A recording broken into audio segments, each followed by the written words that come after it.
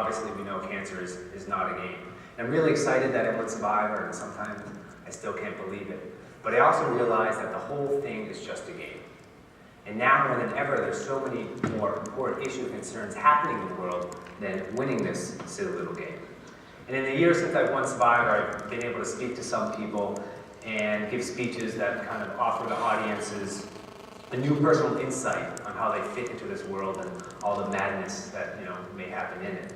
And I also speak about how to deal with experiences and how to speak about experiences that put individuals into new and unknown and often intimidating circumstances, and how you're forced to grow in response to these challenges. For example, personally, after winning Survivor, I was placed in the horrible, unspeakable, intimidating circumstance of trying to figure out, what do you do when you suddenly win $1 million? Not that bad a question to have to answer. And it wasn't that bad for me. I invested it well. I met a great Nigerian guy over the internet. All I needed was some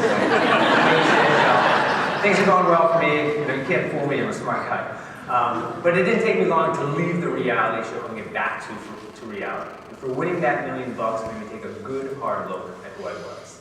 And although a new car or a New York City apartment would make me temporarily happy, I wanted to be the type of person who used his money and his celebrity to make a difference in the lives of others.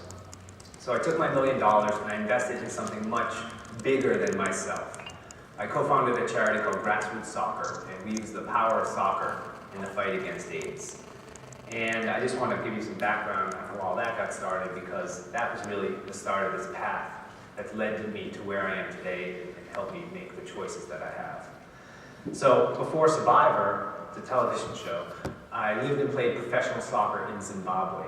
And when I first arrived there in the year 2000, one of my strongest memories is of all the graveyards there. Because my team, we'd all smush into these tiny white little vans and travel these long, dusty roads to get to our away games. And I just remember these graveyards, because on the side of the road there are these headstones.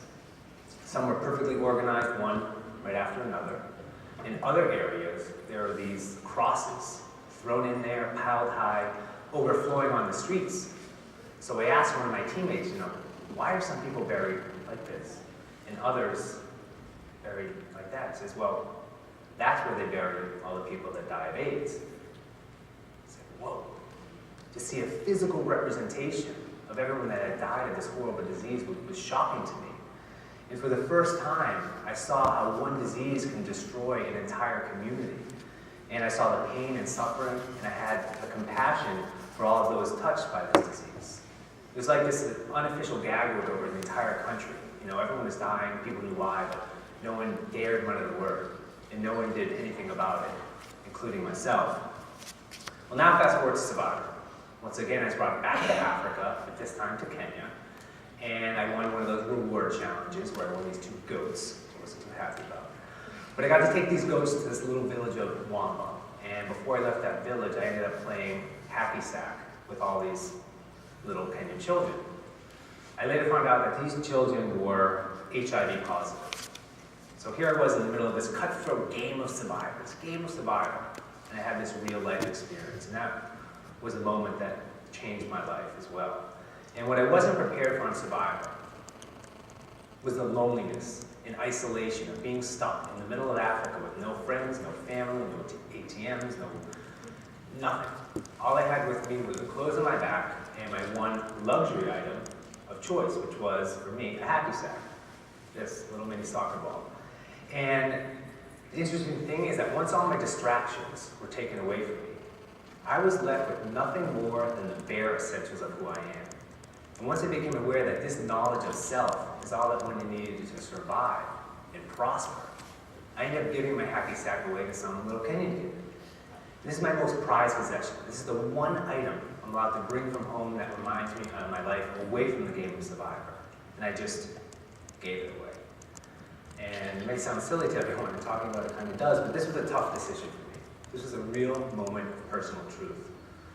But I realized that this small gesture made a difference to me and to another. A toy to me was a luxury to this little kid. So in the instant of handing it over, I began to understand that age-old saying, it's better to give than it is to receive.